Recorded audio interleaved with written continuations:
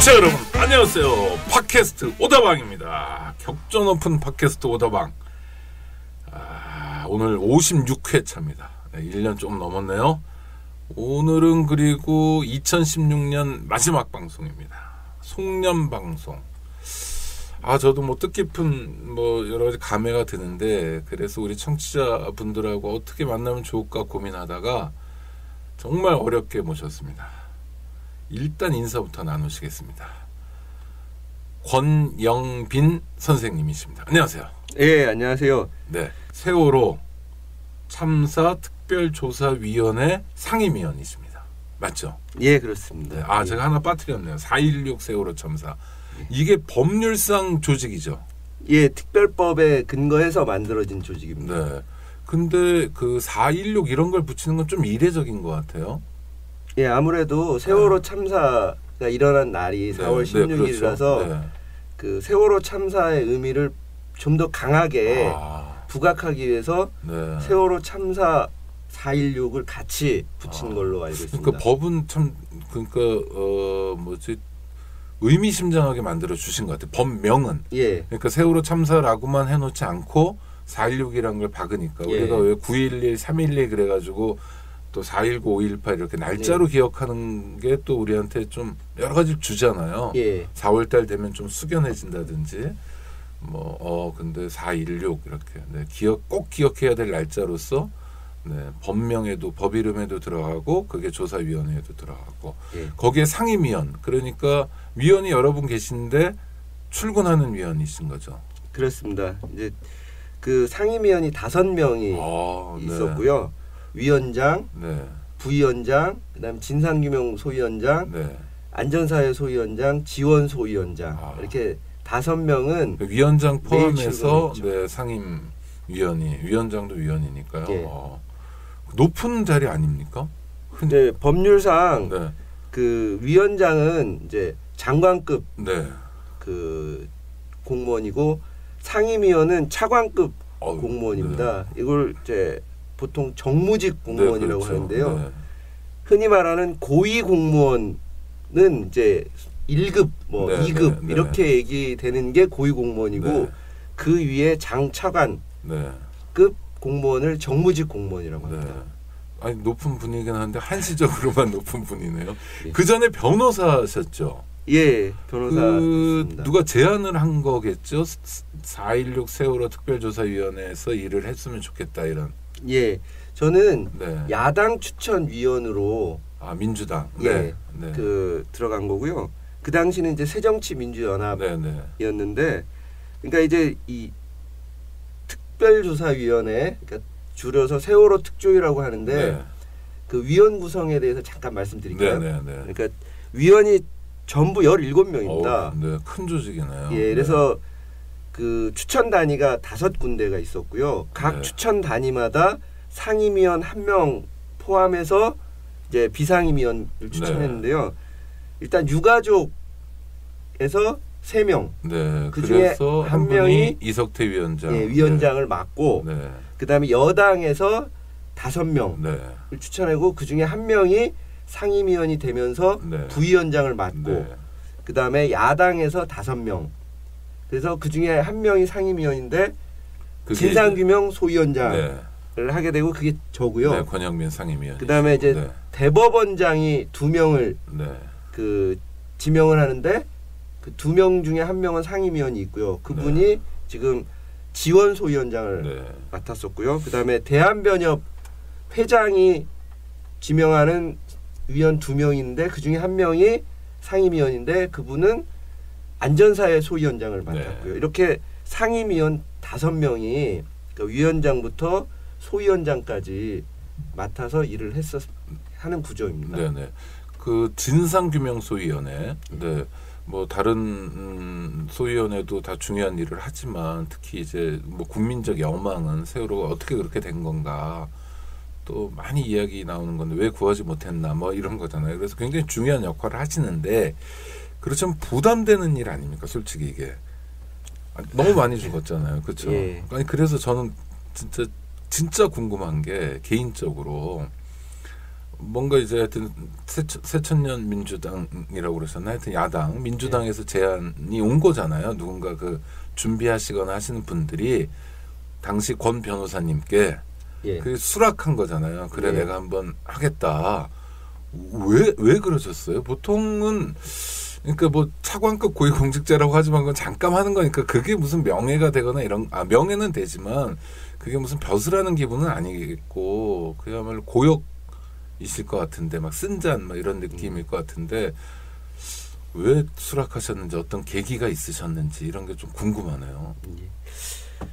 한 벌써 2년 전입니다. 2년 전 12월 달에 그러니까 그 세월호 특별법이 이제 발효가 돼가지고 그러니까 통과가 돼가지고 그 발효를 앞두고서 위원 구성을 하고 있었는데요.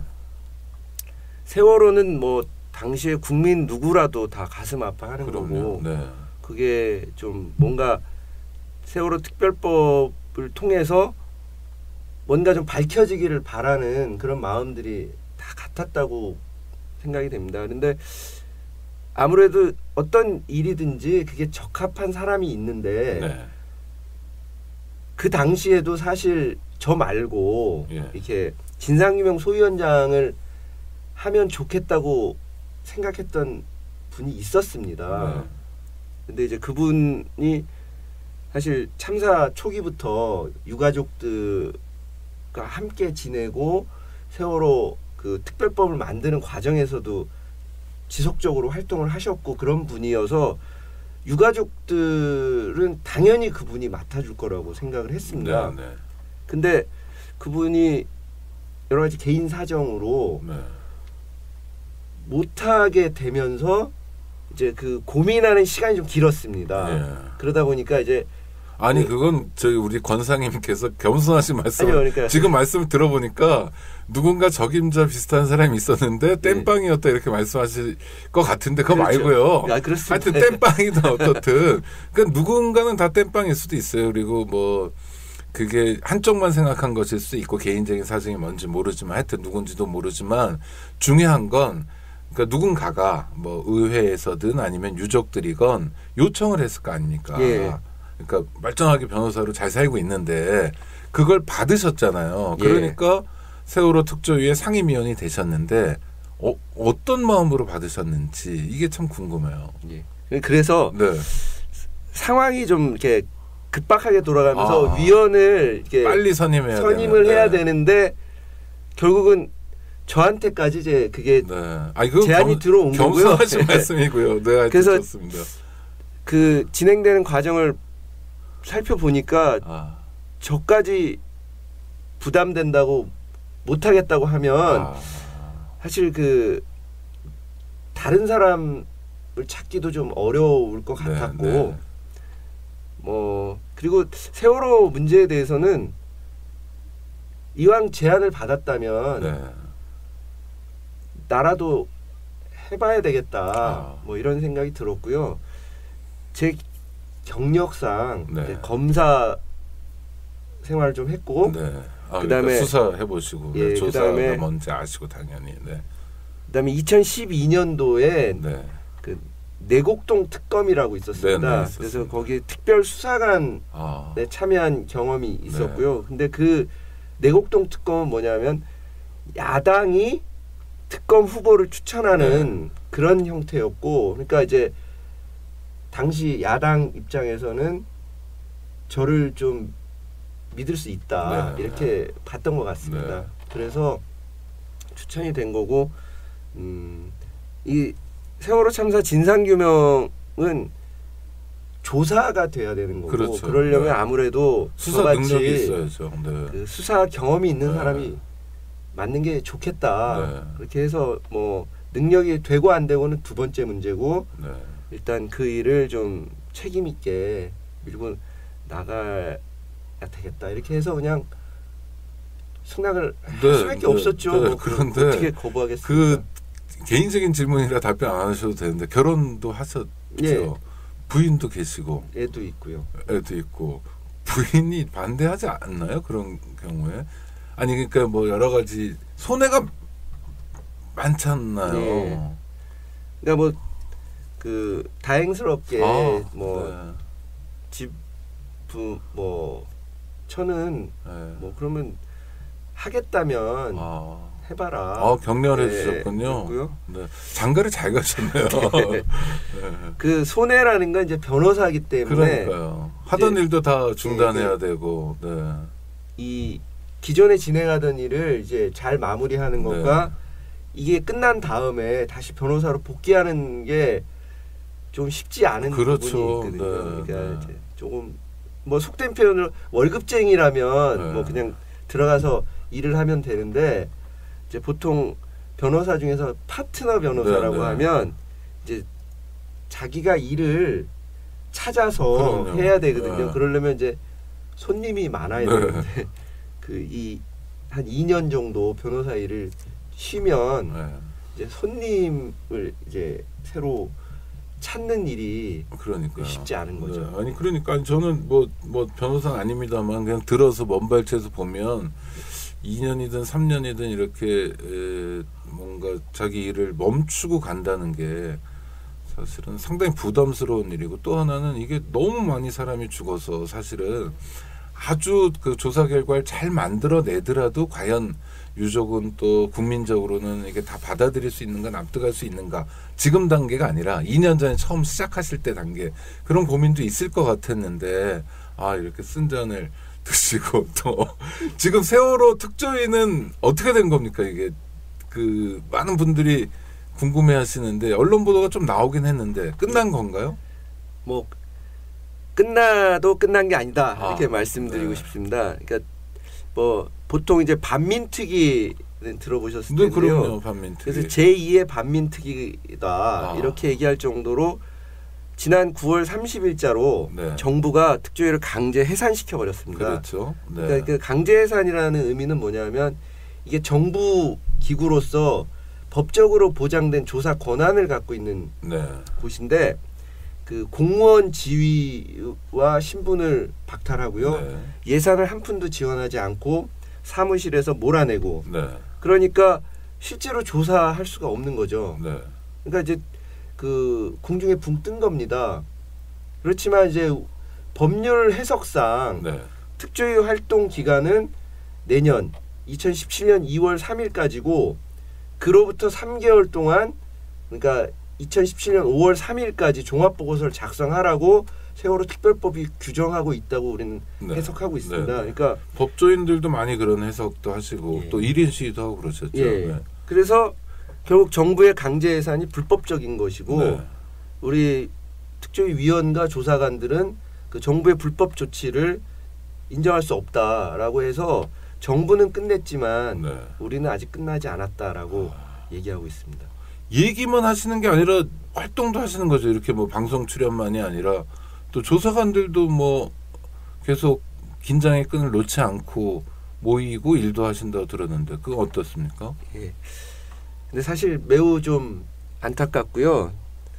좀 송구스럽기도 한 게 우리는 특조위가 끝나지 않았다고 하고 있지만 실질적인 조사는 못 하고 있습니다. 왜냐하면 뭐 사람 부르면 오겠나요? 조사 권한도 없고 뭐 예산도 한 푼도 지원되지 않고 있기 때문에 다만 이제 위원은 그 10명이 이제 그 정부의 불법 조치 인정할 수 없다고 한 10명의 위원은 한 달에 한 번씩 정기적인 모임을 갖고 있고요. 9월 30일 이후에도요. 그래서 이제 그 모이면 그동안 진행된 상황이나 어떤 현안에 대해서 같이 논의하고 그 다음 일정을 잡고 이런 식으로 하고요.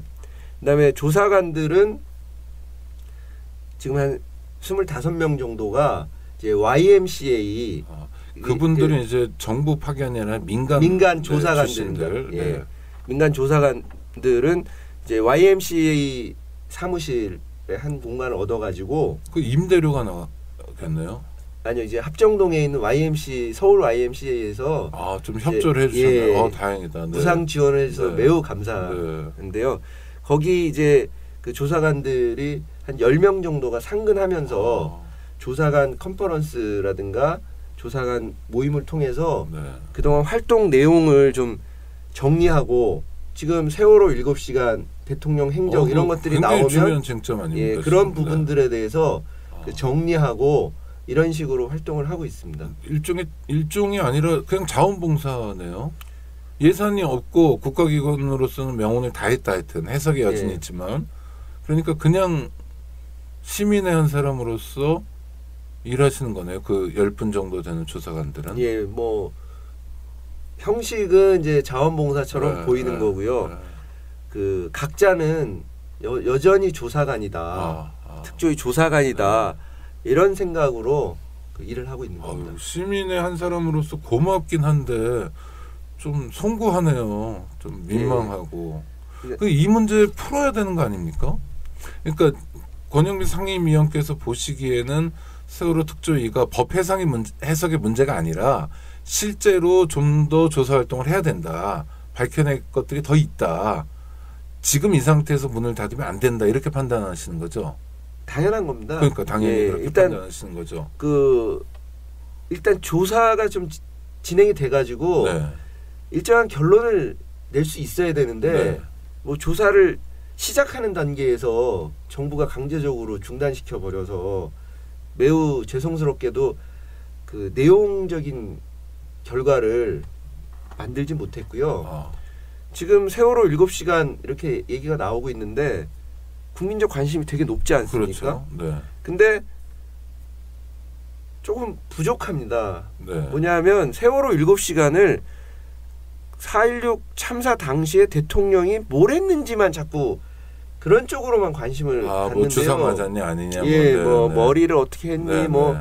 밥을 혼자 먹었니 이런 식의 얘기만 하고 그날 대통령이 7시간 동안 한 거를 이렇게 퍼즐을 맞추면 세월호 7시간이 정리되는 것처럼 얘기되고 있는데 저는 절대로 그래서는 안 된다고 생각을 하거든요. 맥락이 다르다 이런 말씀이시네요. 예, 그러니까 세월호 7시간은 세월호 참사 진상규명과 책임자 처벌을 의미하는 겁니다. 네. 그러니까 대통령이 그때 뭘 했는지 그 퍼즐이 맞춰진다고 해서 왜 안구했는지 그리고 그 안구함으로써 발생한 책임을 누가 져야 하는지와 연결되지 않으면 그렇죠, 그거는 말짱꽝이거든요.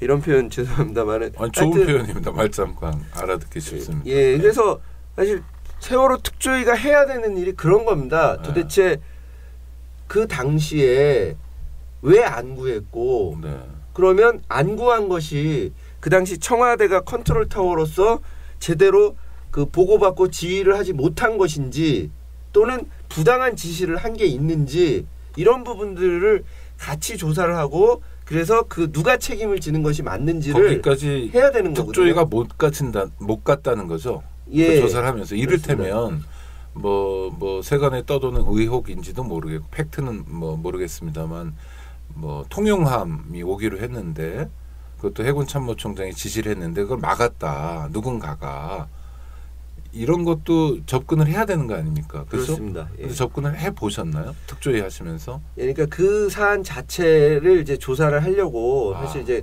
그건 해군, 네, 그렇죠. 그러니까 군과 관련된 거기 때문에 이제 군 부대에 이제 해군과 국방부나 이런데 이제 공문을 보낸 적이 있습니다. 특조위 차원에서.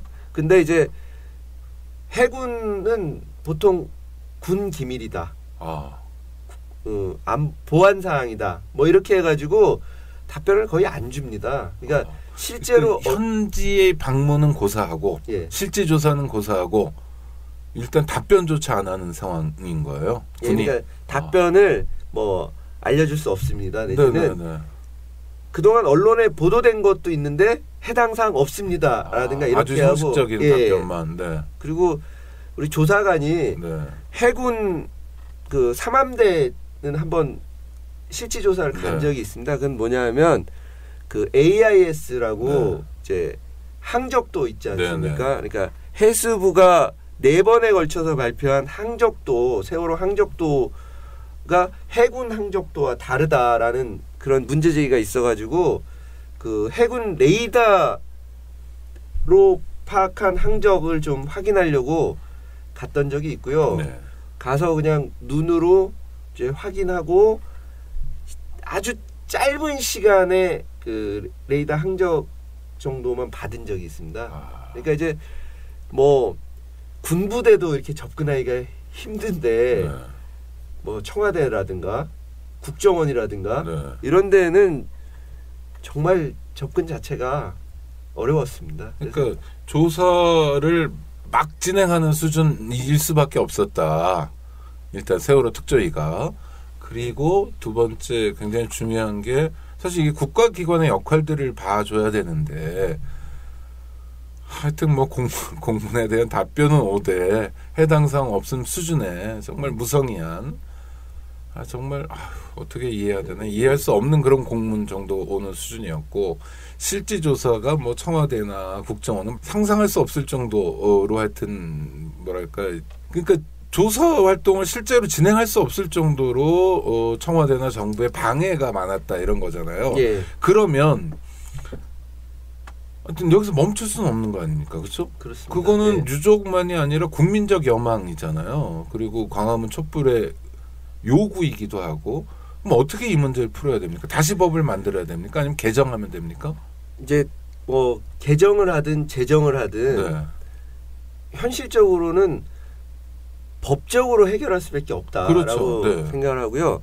이게 특조위가 국가기구로서 조사 권한이 있었는데도 불구하고 현실적인 그 방해와 비협조로 인해서 그 조사를 제대로 못한 측면이 많습니다. 이제 이런 현재 특조위 활동을 경험 삼아서 그 새롭게 만들어져야 될 조직은 권한을 훨씬 더 강화해야 될 필요가 있습니다. 이를테면 특조위 플러스 특검 뭐 이런 식인가요? 수사권도 좀 갖는? 예, 그러니까 이제 그 부분에 대해서는 여전히 문제제기가 있는데 있을 수 있죠. 이제 유가족들은 지금 우리 국장님이 말씀하신 것처럼 조사권에 수사권까지 포함하는 그런 강력한 기구를 만들어 달라라고 요구하고 있고요.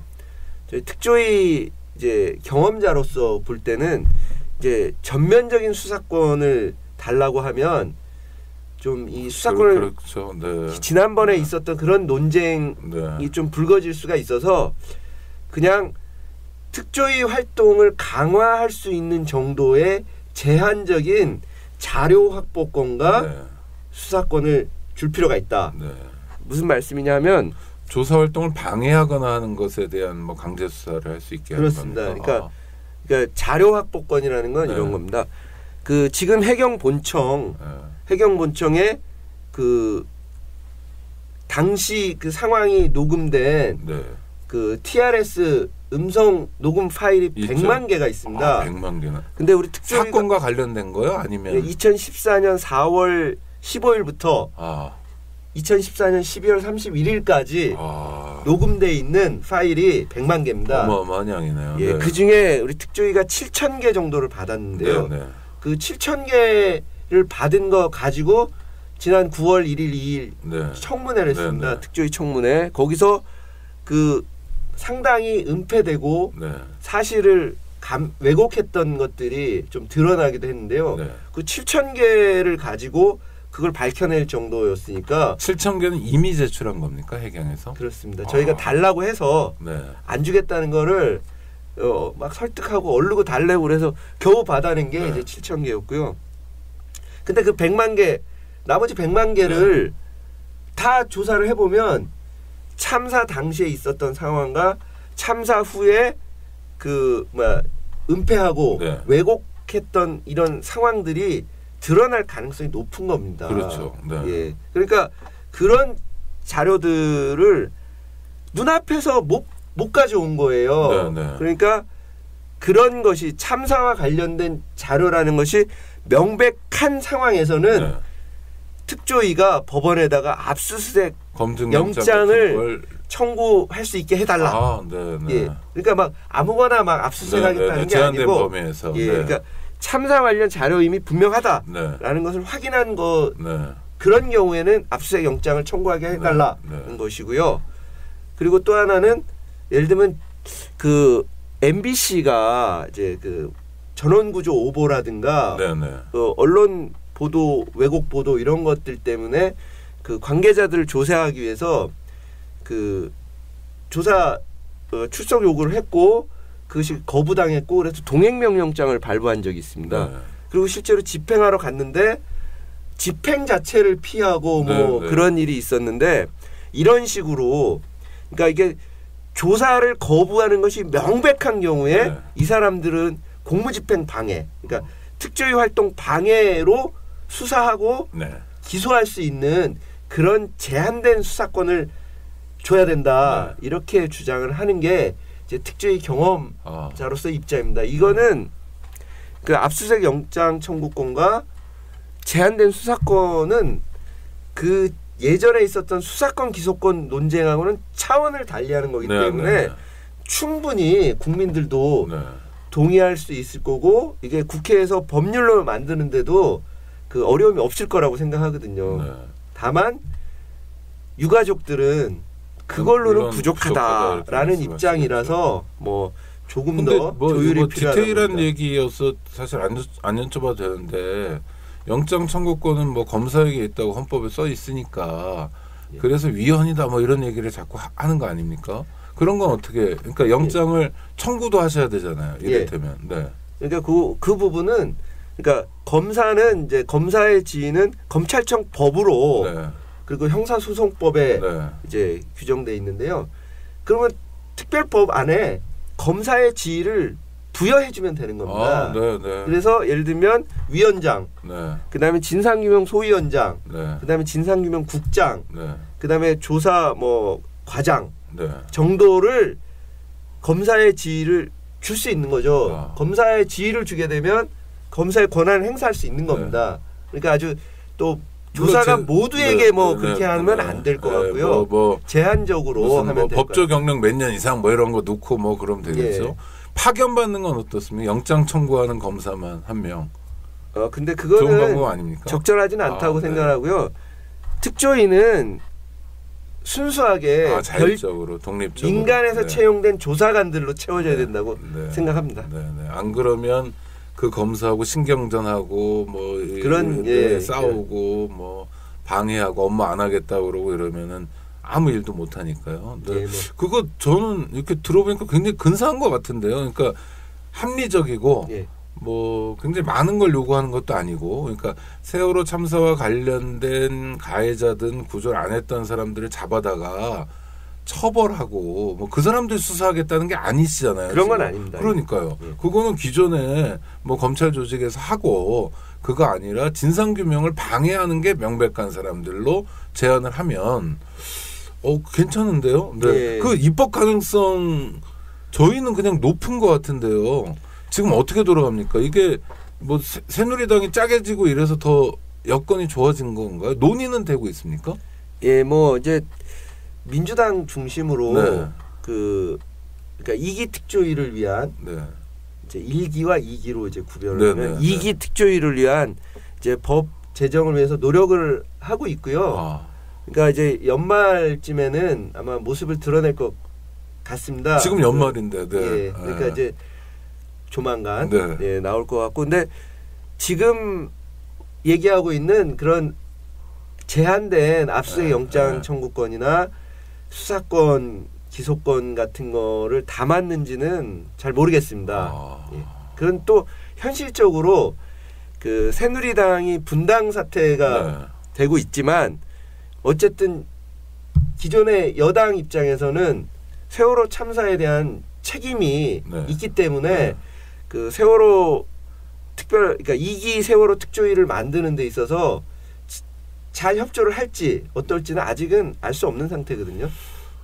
근데 하여튼 그분들이 이제 진짜로 말만이 아니라 탈당하고 그러면 민주당이 제1당도 되고요.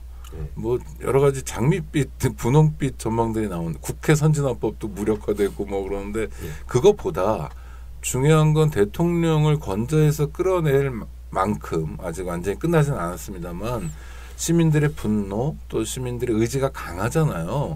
그 세월호 진상규명에 대한 의지도 굉장히 강한 거. 광화문 현장에 물론 우리 상임위원님도 많이 나가보셨죠.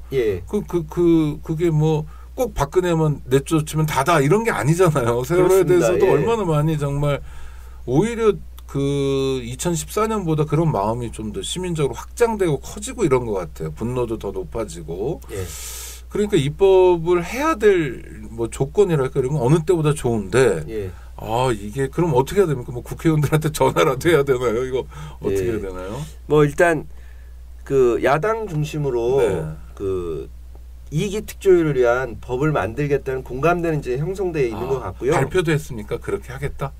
예, 이번 주 그러니까 지난 19일 날, 네. 그 19일 월요일 날 이제 민주당의 세월호 특위 위원 의원님들이 네. 이제 진도 팽목항을 방문했고요. 네, 네. 그리고 이제 그 인양 현장에 가서 그 달리아호 바지선에도 네, 이제 네. 올라갔었는데 그 팽목항을 방문한 자리에서 이기 특조위를 위한 특별법 제정을 위해서 노력하겠다라고 얘기를 했고 그게 일부 언론에 보도된 바도 있습니다. 네. 그러니까 조만간 그 모습을 드러낼 것 같고요. 아마 민주당 차원에서는 이제 그 법안 내용까지 좀 준비를 하고 있다 이렇게 알고 있습니다. 안녕하세요. 오창익입니다. 인권연대는 정부나 기업의 지원을 사양하고 오로지 시민의 참여로만 운영하는 100% 순도의 민간 인권단체입니다. 1999년 창립 이래 한눈 팔지 않고 오로지 인권운동에만 매진해 왔습니다. 인권연대 회원으로 참여해 주세요. 인권연대 회원이 늘어나면 그만큼 인권연대의 활동도 풍부해지고 활발해집니다. 인권연대 회원 가입은 인권연대 홈페이지를 참고해 주세요. 감사합니다.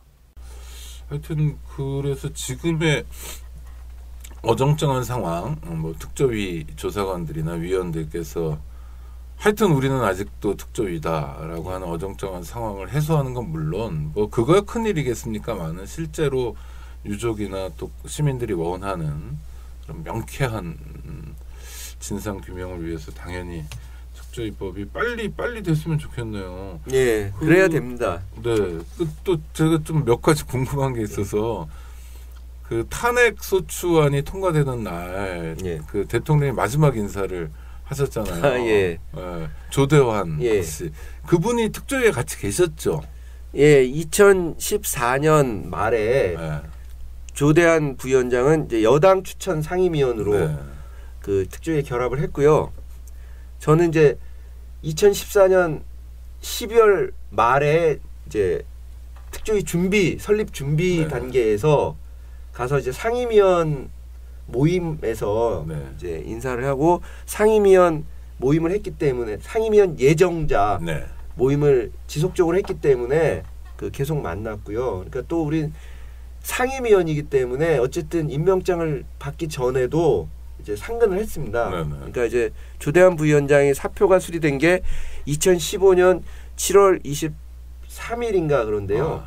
그러니까 한 6월 23일부터 이제 결근 투쟁이라고 하면서 그 조대환 부위원장이 출근을 안 했기 때문에 제가 이제 그 조대환 부위원장이랑 같이 근무한 한 6개월 정도 됩니다. 그래도 좀 사람을 알만한 시간들 아닙니까? 그리고 여러 가지 논의도 같이 해보셨을 거고.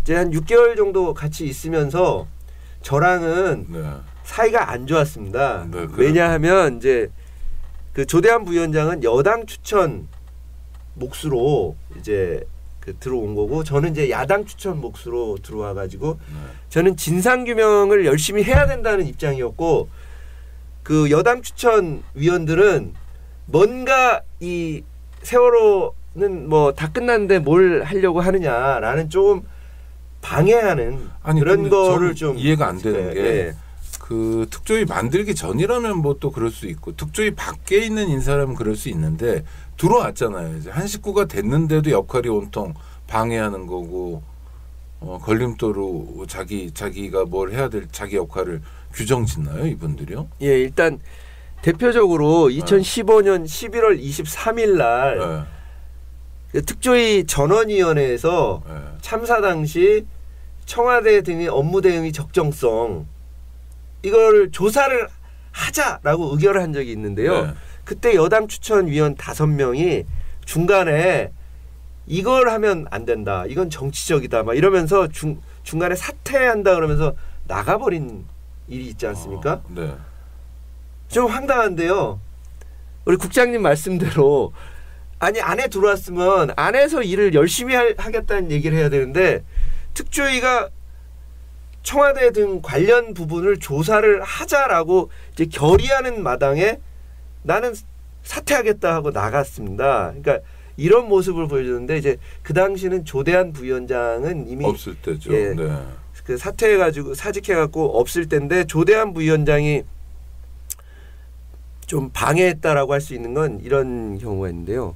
그 2015년 2월달에 이제 특조위가 출범되기 전에 어떤 형태의 특조위를 만들 거냐. 네. 그러면 정원은 몇 명으로 하고 직제는 어떻게 할 거냐, 시행령은 어떻게 할 거냐 이런 논의를 한 적이 있었는데 그때도 여당 추천위원 5명은 어떻게든 특조위 조직을 작게 만들고 그다음에 파견 공무원들을 늘리고 네. 그러니까 민간 채용 조사관보다 파견 공무원 수를 더 많이 하고 네.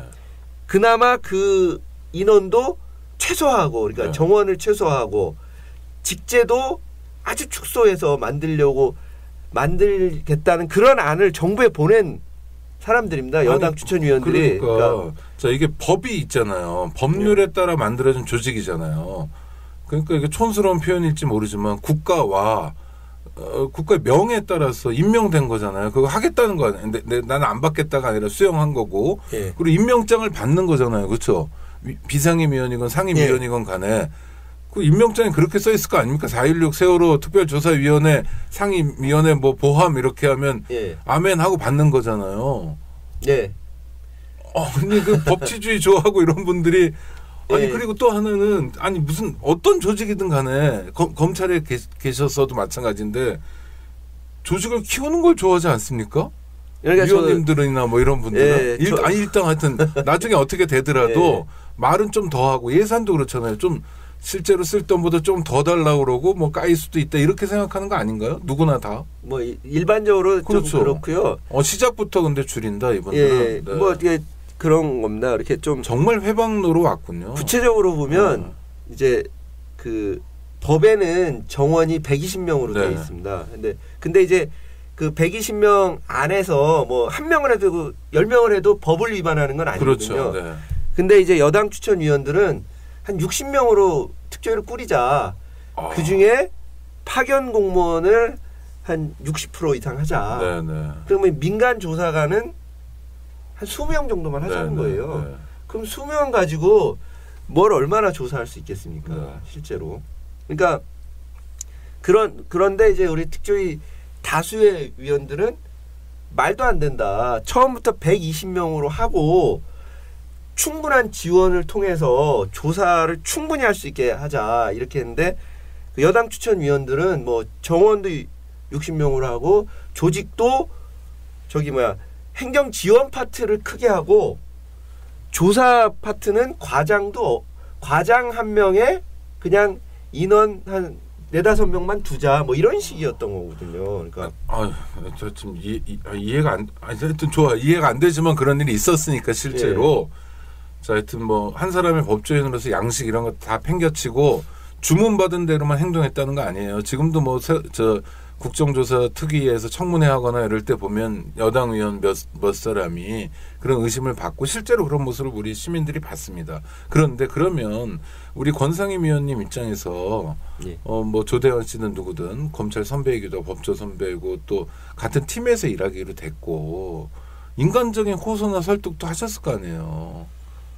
아니 그러니까 저는 이해가 안 돼. 아니 그러니까 아무리 사람이 막 가더라도 그래도 너무 어이없이 정말 누구나 우린 다 죽지만 그렇게 죽으면 안 된다는 교훈은 한국 사회가 가져야 된다는 거 아닙니까? 세월호 특조위가 아주 핵심이 그렇죠? 예. 그런 호소도 하셨을 것 같은데. 예, 뭐 아닌가요?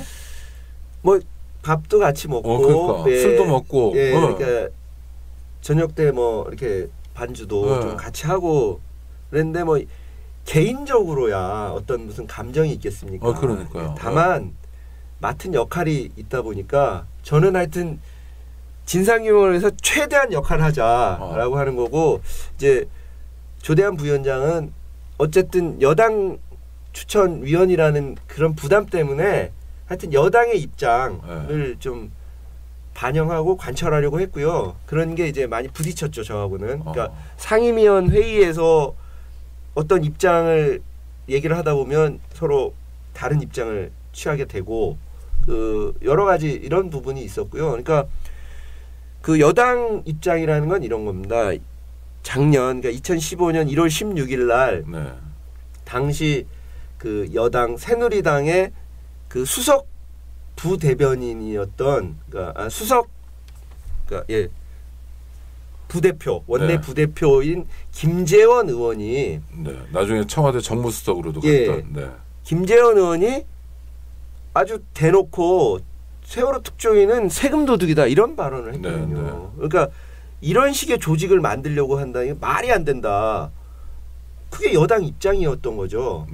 그러니까 여당 추천위원은 그런 여당 입장을 특조위 안에서도 그러니까 저는 이해돼요. 그 주문 받아서 왔어요. 근데 그냥 권영빈이란 인간 있잖아요. 상임위원님이 야당 추천이에요. 그래서 야당의 입장을 고려하시지만 예를 들어서 그런 오다가 왔단 말이에요. 무슨 저 민주당에서 우상호나 누가 그럼 그거 안 받아주실 거잖아요. 예, 뭐 아니 맞습니다. 그러니까 저는 야당 추천 저는 인간이 상임위원이지만 그렇죠. 예, 저는 야당으로부터 무슨 어떤 오더를 받은 적도 없고요. 그렇죠. 제가 야당에 가서 뭘 어떻게 보고한 적도 없고 없습니다. 저는 오직 세월호 특조위 정신에 충실하려고 노력했고요. 그런데 좀 여당 추천위원들은 좀 안 그랬던 것 같습니다. 아니 저는 왜 자꾸 이 질문을 하냐면 인간이 그래도 선의가 있다 이런 걸 자꾸 포기하지 않고 싶은데요. 아주 특별한 특수한 분들은 그거를 넘어서 있는 것 같고 이분들이 또 세월호 특조위에도 좀 들어왔던 것 같고 그분들이 또 청와대에도 있는 것 같고 뭐 국정농단도 그런 것 같은데 아무리 설득해도 안 되는 아무리 노력하고 아무리 호소해도 안 되는 분들이었군요. 결국은. 예, 뭐 그건 지나온 과정이 결과로서 이제 말을 해주는 거고요. 그러니까 초기에는 그러니까 2014년 12월부터 이제 김재원 의원이 그런 세금 도둑 발언하기 전까지는 좀 화기애애하게 좀 얘기가 좀 되기도 했고요. 가능하면 가능성도 조금 있는. 가능하면 이제 상임위원들끼리는 좀 공동의 의견을 모아보자 이렇게 했습니다. 그래서 좀 초기에는 이게 분위기가 괜찮네. 어쩌면 2015년 1년 안에 우리가 빨리 일을 마칠 수도 있겠다. 사실 그런 생각까지도 했었어요. 근데 그런 좋은 분위기는 한 달을 못 간 거죠. 말 한마디로 끝났군요. 네, 그러니까 그게 2015년 1월 16일입니다. 세금 도둑. 그 발언은 잊을 수가 없는데요. 그때부터 상황이 급변했습니다. 그러니까 지금 우리 국장님이 말씀하신 것처럼 인간적이고 뭔가 서로 얘기가 되고 또 같은 법조인이기 때문에요. 상당히 접근을 많이 했었습니다. 그래서 그 초기에 그 특조위의 모양을 어떻게 만들 것인지 이런 부분에 대해서는 상임위원들이 합의된 내용을 가지고 그 당시에 민간의 이 자원봉사자들이 설립준비단이라는 게 있었는데요. 설립준비단 소속 그 자원봉사자들이 기재부도 만나고 행자부도 만났습니다. 그러니까 왜냐하면 이걸 정부 부처랑 얘기를 해야만 이게 그 그림이 그려지는 거거든요. 근데 그랬던 노력이 2015년 1월 16일 기점으로 확 바뀐 거고요. 다른 정부 부처들의 태도도 뭐 그런 데서도 이제 어렵다. 아주 단순하게 질문하면요. 세월호 특조위 결국 박근혜 정부가 깼다. OX 어떻습니까? 예, 맞습니다. 그렇죠. 김재원 씨가 그냥 말한 건 아닐 거 아니에요, 그렇죠? 그러니까 이제 이 세월호 특조위 현재까지의 활동 결과를 한마디로 요약하면요. 네. 성과가 뭐냐 그러면 조금 역설적인데 특조위 활동의 최대의 방해 세력이 정부 여당이었다. 청와대. 예, 이걸 확인한 게 최대의 성과다. 이렇게 말씀드려서 좀 죄송하고요. 아니, 역설적이긴 하지만 그러네요. 네. 예, 그러니까 진실이 밝혀지는 걸 정말 극단적으로 싫어하고 꺼려하는 세력이 누군지는 확인했다. 예, 그러니까 그게 사실 2016년 9월까지의 상황이었는데요. 네. 10월 24일 날 이제 모 방송에서 태블릿 최순실의 태블릿 PC 이게 나오면서 이 국정농단 상황이 많이 드러나지 않았습니까? 그렇죠. 네. 근데 세월호 특조위는 그 이전에 사실 몸으로 체득을 하고 있었던 거죠. 네. 이게 그 대통령과 청와대 정부 여당 이게 특조위 활동 자체를 정말 철저하게 방해하고 있었다는 걸 이미 다 체험하고 있었던 겁니다. 김재원 씨는 이제 다행히 낙선하고 청와대 정무수석도 그만두고, 김재원 씨가 세금 도둑이라고 딱 4글자. 아주 그분들은 그런 거 간명하게 잘 만들어내는 것 같아요. 세금 도둑. 그 얼마나 쓰셨길래 세금 도둑입니까? 그러니까 이제 그 특조위가 그 얘기를 할 때는 이제 그 정말 1년 동안 최선을 다해서 조사 기간을 줄여보자라는 차원에서 특조위 설립 준비 차원에서 240억 정도의 예산을 이제 좀 책정을 했었습니다. 그러니까 그 인건비나 뭐 건물 임대비, 임차료, 그다음에 시설비 이런 거는 이제 고정 비용이니까 그걸 일반 수용비라고 하는데요. 그건 뭐 법정돼 있는 거니까 뭐 줄일 수 있는 게 많지는 않고요. 이제 사업비라고 있는데 그건 뭐냐면 진상규명을 위해서 필요한 비용을 지출하는 겁니다. 예를 들면 이제 그 침몰 당시 상황에 대한 시뮬레이션을 이제 용역을 준다든가 그런 거 돈 좀 들죠. 그다음에 그 과학적인 조사를 위해서 무슨 그 포렌직을 한다든가 이제 그 당시까지 이제 검찰 수사에서 진행된 포렌직이 있고 그 후에 추가로 포렌직 해야 되는 것들이 많이 발견이 됐고 또 검찰 수사에서 포렌직한 건 정말 그 당시 이제 수사받던 사람들을 처벌하는데 필요한 정도만 했기 때문에 전면적인 재포렌직이 필요했고요. 그럼 그런 비용이 굉장히 많이 들어가는 거거든요. 포렌식도. 그러니까 이런 것처럼 진상규명 활동을 위한 과학적 조사 비용들이 그런 건 얼마나 됩니까? 이제 그런 것들이 이제 그 몇십억을 우리가 책정을 하고 그랬었는데 그러니까 240억이 임대료, 인건비 포함한 거죠. 그렇죠. 다 포함해서. 그러니까 이거 빼고요. 이거는 어차피 나가야 되는 돈 빼고 그러니까 실제로 사업비, 활동비 뭐라고 얘기할 수 있는 진상규명비라고 얘기할 수 있는 게 그 당시에는 한 이렇게 세계 소위원회에서 예측이 한 7, 80억 정도 됐던 것 같습니다. 아유, 정유라 한 사람한테 들어간 돈이 얼마인데 이것들이 말 한 마리 값도 안 되는데요. 뭐 근데 이제 그 7, 80억 가지고 김재원 씨가 세금 도둑이라고 규정한 거예요. 그래서 정말 파렴치하다.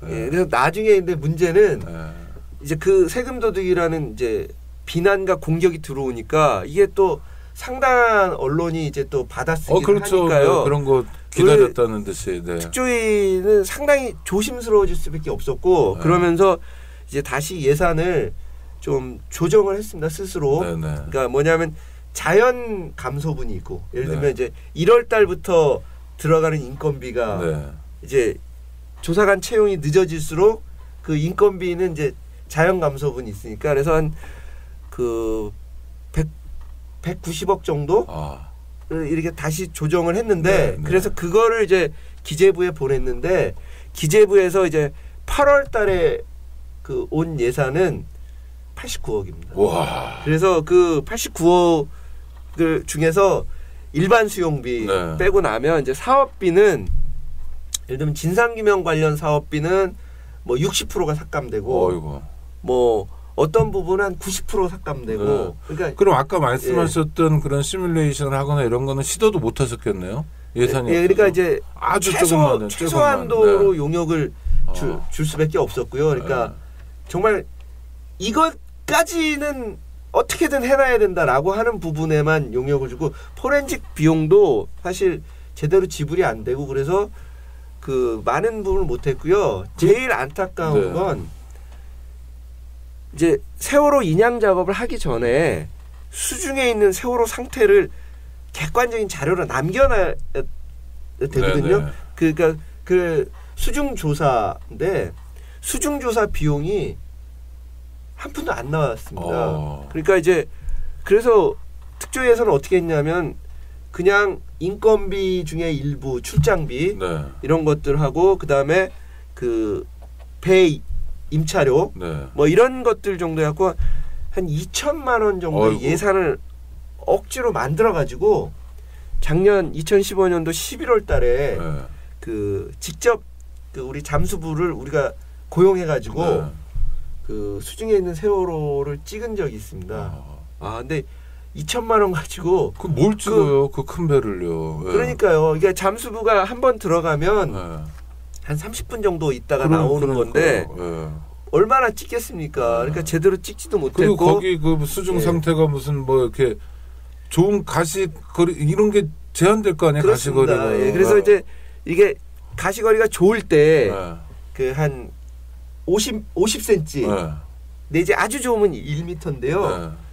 그런 때가 하루에 2번 정도 아유, 있는 거거든요. 그러면 네. 그 물때를 맞춰서 네. 그 시간에 맞춰서 이제 잠수부가 들어갔다가 한 30분 있다가 나오는 거예요. 그래 찍어야 몇 컷 안 될 거 아닙니까? 그러니까 뭐 많이 찍으면 뭐 한 15분에서 20분 정도 아유, 찍는 거죠. 아유. 그러니까 그게 생각하고 다른 게요. 이게 45m 수중에 있는 거니까 네. 빛이 안 들어와요. 그렇죠. 그러니까 네. 자체 이제 그 프레쉬로 비춰서 네. 그 찍는 거라서 네. 정말 이게 열악하거든요. 그러니까 그때 이 세월호 상태를 남겨놓지 못한 게 네. 정말 되게 아쉽고 정말 그러니까 이런 거가 눈에 안 보이는 방해입니다. 아니 눈에 빤히 보이는 방해네요. 아니 그러니까 예산을 안 줘가지고 그러니까 저는 또 예. 그 뭐지 이 조중동 이런 데서 이 김재원 씨 세금 도둑 이후에 그런 디테일을 막 보도하더라고요. 무슨 뭐 생일날 뭐 했다 예. 막 그랬어요. 진짜 야 정말 이 사람들이 예. 작정하는구나. 그럼 청와대는 그렇다 치더라도 소위 보수 언론 따옴표 치고 보수 언론은 왜 그럴까? 예, 뭐 운명 그 이익을 같이 한다고 그러는 거 생각이겠죠. 그러니까 그 전면적인 방해잖아요. 예. 정부 안 움직여, 뭐 안 움직여, 언론 환경 안 좋아. 옛날에 좋을 때 뭐 PD 수첩 이런 거, 그러니까 뭐 살아 있을 때요. 2008년 이전 그래가지고 언론에서 막 이렇게 도와줘도 사실 가기 힘든 상황인데. 예. 아 정말 고생 많으셨군요. 예, 그러니까 뭐 언론 얘기가 나왔으니까 네. 잠깐 말씀드리면 그 조선일보는 가끔씩 그렇게 보도를 합니다. 네 그런 얘기. 예. 네, 이게 보고 오. 중요한 그러니까 네. 특조위가 뭘 해야 되는지 네. 어떤 일을 지금 하고 있는지가 아니라 네네. 조사관 생일 케이크를 예산으로 준단다 네. 이런 식으로 네, 아주 그러니까. 네.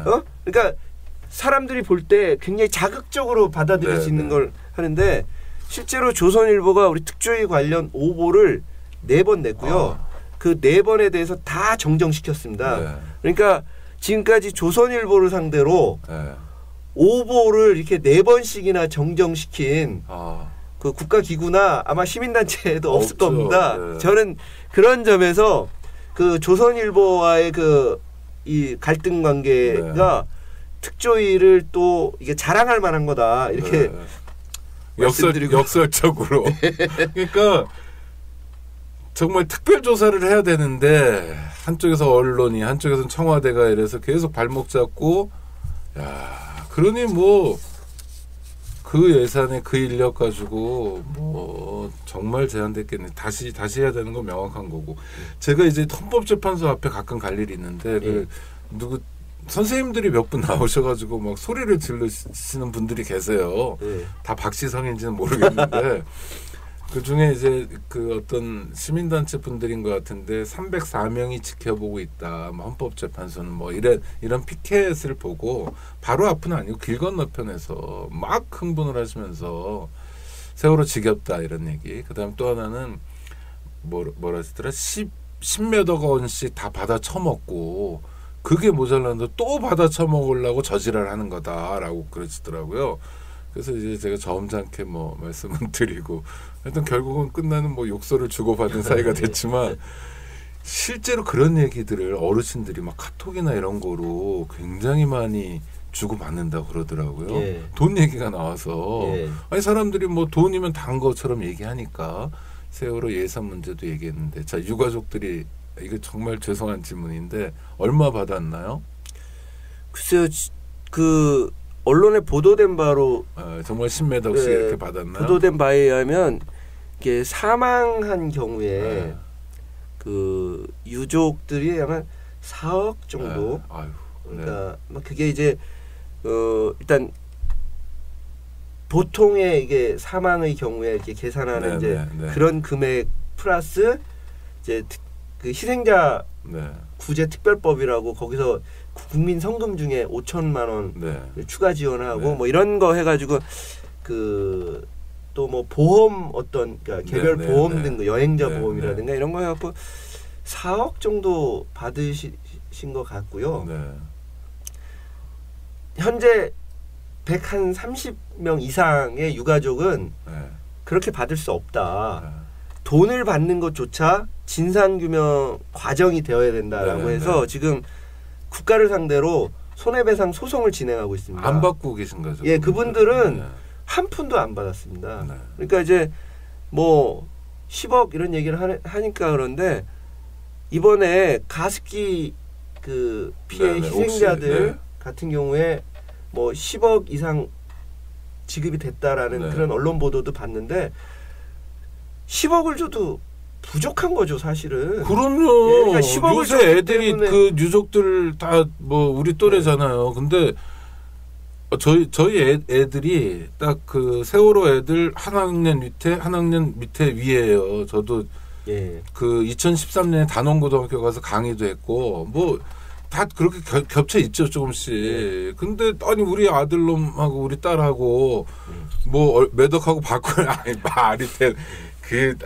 참 하여튼 아이고 우리 그 생각을 하니까 조금 그렇죠. 아유 우리 권상희 감정이 감정은 뭐 예측할 수 없이 생기는 거니까 그건 뭐 말도 안 되는.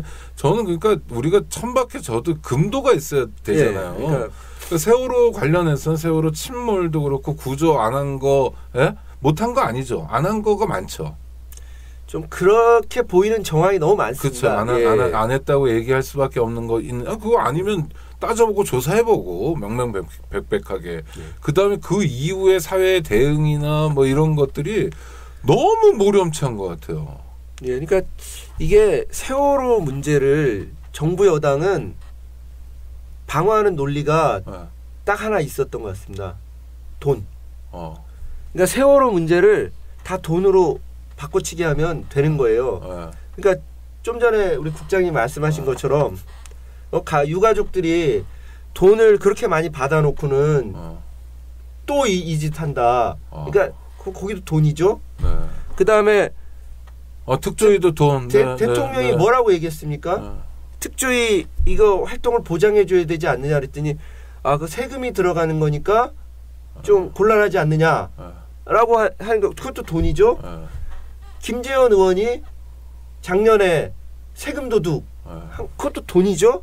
그러니까 그 다음에 조선일보 생일 케이크 뭐 세금 낭비 다 돈이죠. 그러니까 이 정부 여당과 일부 언론은 세월호 문제를 다 돈으로 치환시키고 돈을 가지고서 세월호 참사 진상규명을 가로막고 세월호 유가족을 공격하고 이랬던 겁니다. 제가 볼 때는 그 사람들은 돈 빼면 할 얘기가 없는 거예요.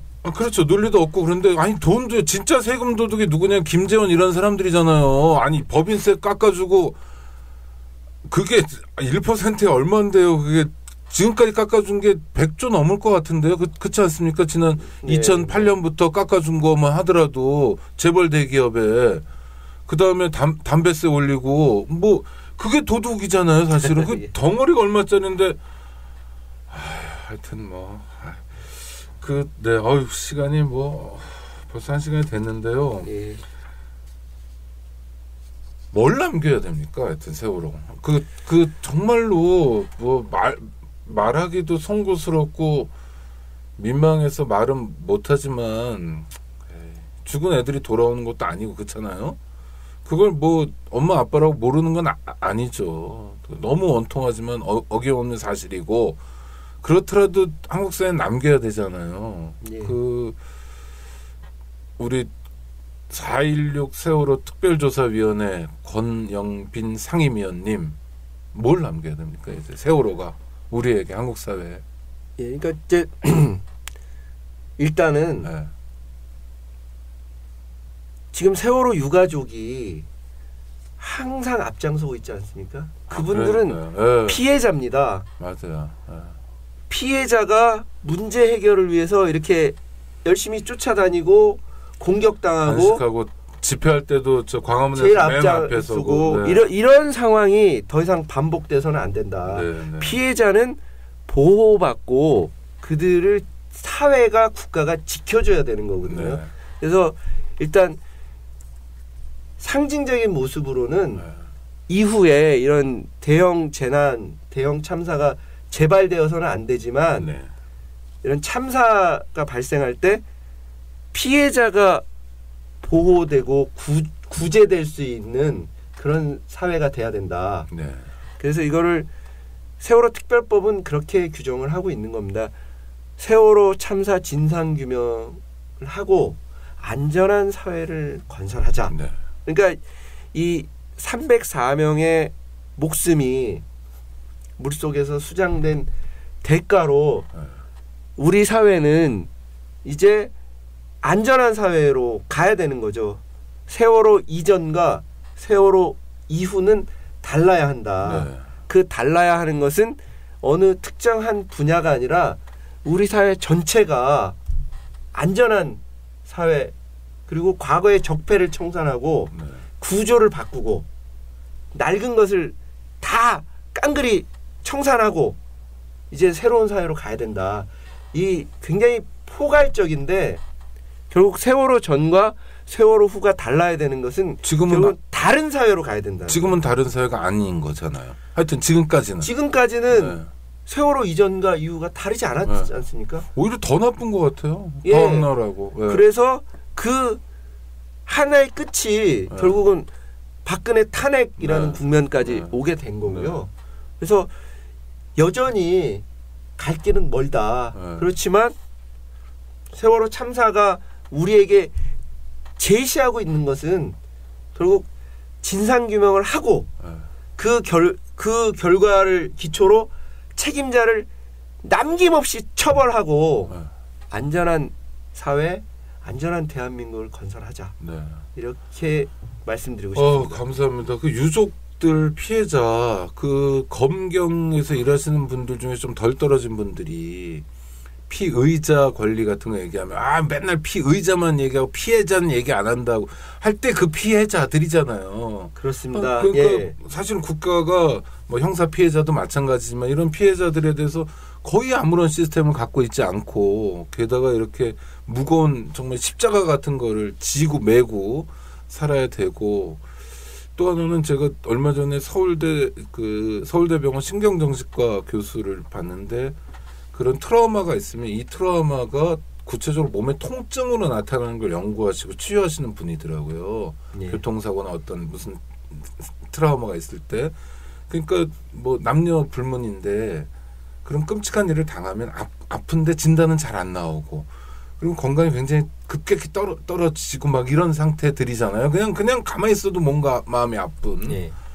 그런 분들에게 우리가 지금 이 순간에도 짐을 지게 사실 강요하고 내모는 게 아닌가 이런 말씀인데요. 우리 권영빈 상임위원님 방송 중에 이게 라디오라 보이진 않는데 눈물도 흘리시고 참 정말 고맙고 죄송하고 그렇습니다. 한 해를 보내는데요. 세상에 엉망진창이라는 걸 오늘 또 세월호 특조위를 통해서 확인했는데 자 이제 또 며칠 있으면 새해니까요. 희망적인 얘기 한 말씀 해주시고 오늘 방송 마무리할까 하는데 예. 그래도 희망도 좀 보셨죠 이번에 광화문이나 여의도나 이렇게 개인적으로. 예. 네. 일단 뭐 우리 국장님이 말씀하신 그 세월호 유가족은 네. 형사 피해자입니다. 그렇죠. 네. 그러니까 형사 네. 피해자랑 다른 게 아니라 네. 형사 피해자이면서 엄청난 피해를 입은 네. 네. 그 또 다른 상징적인 피해자들이고요. 네. 네. 그 뭐 희망을 좀 말씀드린다면 탄핵은 될 거라고 봅니다. 네, 그럼요. 예, 그 네. 뭐 개인적인 의견이니까 탄핵되지 않는다면 도대체 지금까지 이 촛불을 들었던 이 국민들의 분노를 어떻게 하겠습니까? 폭발할 수도 있는 거거든요. 그러니까 일단 그 국민들과 함께 기뻐할 수 있는 그런 희망은 이제 박근혜가 탄핵되는 것이고, 뭐 이렇게 세월호 참사와 관련돼서 조금 희망을 말씀드리자면 내년 1월 초에 일단 유가족과 4.16 세월호 그 4.16 연대에서 네. 준비하고 있는 국민조사위원회가 네. 이제 발족을 할 것 같고요. 네. 그러면 거기에도 우리 권 의원님, 상임위원님 참여하시? 아니요, 저는 참여하지는 않고요. 네. 일단 그 우리 조사관들이 일부가 이제 네. 결합을 할 거고, 그 다음에 그 비상임위원 중에 또 결합한 분들도 있는데 특조위 이름으로 결합한 건 아니고요. 네. 일단 국민조사위원회가 이제 민간기구인데 네. 2기 특조위가 만들어질 때까지 어쨌든 이 세월호 참사 진상규명의 길을 이어가겠다. 네, 긴장감을 갖고 네, 상황을 유지시키는 노력을 하겠다. 동력을 네. 이제 계속 유지하겠다는 그런 부분이 좀 보일 거고요. 그 다음에 내년에는 2기 특조위가 출범했으면 좋겠다. 네. 뭐 일단 법률이 뭐 발의되는 이런 수준을 넘어서 갖고 네. 국회 본회의에서 2기 특조위를 위한 특별법이 통과됐습니다라는 얘기가 들려야 하지 않겠습니까? 네. 정말 이건 희망사항인데요. 네. 그래서 그 2기 특조위가 출범을 해서 정말 지금까지는 못했던 이 참사 진상규명 실효성 있는 조사 네. 제대로 하는 모습을 볼 수 있으면 좋겠다. 보아야 하고 네. 이렇게 말씀드리겠습니다. 조사 기한이요. 뭐 보통 정해져 있잖아요. 뭐 얼마에 또 얼마 더 하기도 하고 이런 식으로 법을 짜는데 저는 세월호 문제는 또 세월호 문제만 아니라 다른 이렇게 정말 다시는 만나고 싶지 않은 그런 사건들은 기한 없이 해도 좋다. 아니 뭐 20년, 30년이 되더라도 정말 끝까지 해서 아까 저 가해자도 남김없이 처벌한다 이런 말씀하셨잖아요. 죄 없는 사람에게 보복하겠다는 게 아니고 정치 보복도 아니고 정말 형사 책임 있는 사람에게 책임을 묻고 예. 이런 나라를 한번 만들었으면 좋겠어요. 이게 다 원하는 거겠죠. 예. 저 한줌 세력 빼놓고요. 그런 날을 지난 2년 동안 정말 고생하시고 몸고생 마음고생 네. 아유 그리고 새로 만들어진 조직을 이렇게 만들면 또 팀원들하고 이렇게 막 격려도 하고 또 상임위원으로서 또 해야 될 숙제도 원래 많잖아요. 진상규명 소위원장으로서. 거기다가 또 딴지 거는 거 뭐 이런 거 싸움도 하시고 대응도 하시고 어휴 하여튼 2년 동안 고생하셨고요. 이 방송 듣는 시민들이 우리 권영빈 상임위원님 또 변호사님께 마음으로 또 박수 보낼 겁니다. 네. 건강하시고요. 새해는 아까 소망하신 것들 또 개인적으로도 뭐 소망하시는 게 있으면 다 잘 됐으면 합니다. 오늘 함께해 주셔서 정말 고맙습니다. 청취자들하고 인사 나눠주시죠. 예, 네. 이렇게 올해 마지막 방송에 네. 불러주신 것을 감사드리고요. 그 연말을 이렇게 같이 보낼 수 있다는 게 좀 뜻깊습니다. 이 방송을 듣는 우리 시민 여러분들께서는 세월호 참사를 기억해 주는 것만으로도 힘이 된다라고 말씀드리고 싶고요. 특히 이제 세월호 7시간을 이렇게 어떤 호기심과 그 대통령의 행정 맞추기로 그렇게만 바라보지 말아주셨으면 좋겠다. 제가 꼭 부탁드리고 싶은 건 세월호 7시간은 세월호 참사 진상규명과 책임자 처벌을 의미한다. 요 한 문장을 외워주셨으면 좋겠습니다. 감사합니다. 네, 청취자 여러분 감사합니다. 우리 상임위원님 고맙습니다. 감사합니다. 예, 고맙습니다. 안녕하세요. 장발장은행의 대표를 맡고 있는 홍세화입니다. 200만 원, 300만 원 벌금을 내지 못해 감옥에 갇히는 분이 매년 4만 명이 넘습니다. 장발장은행은 이분들에게 무이자 무담보로 대출을 해주고 있습니다. 장발장은행을 후원해 주시기 바랍니다. 실로 모든 게 엉망으로 치닫는 듯한 세상입니다마는 스스로 아름다워지는 데에 경연쩍어 하지 않기를 바랍니다. 고맙습니다.